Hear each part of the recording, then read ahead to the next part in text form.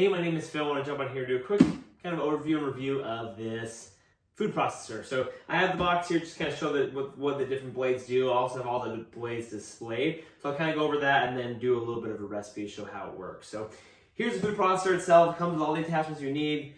This one you can use to slice up. So right here you can see you can use it for slicing up carrots or cheese or whatever thing you're using to slice up. You come with a grater as well. And then you also have this one that helps you make actually like French fries. So like a French fry slicer.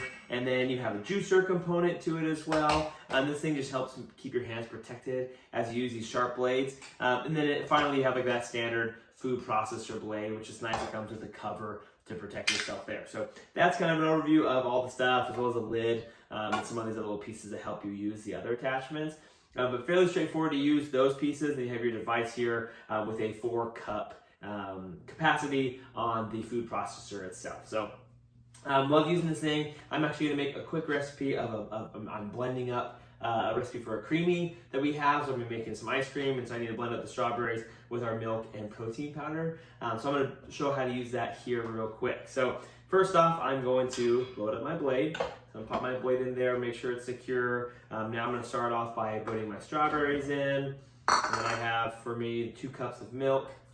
Whoop, I'm going to apparently spill that everywhere.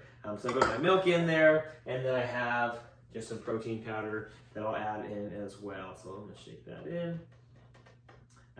One thing to note that took me a second to figure this out is there's a little latch here, a lip on the lid, as well as the juicer component.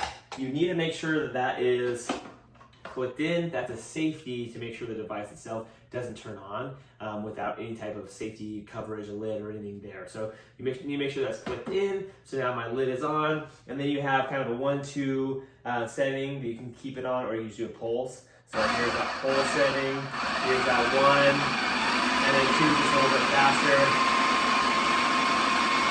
You can see that chops and mixes.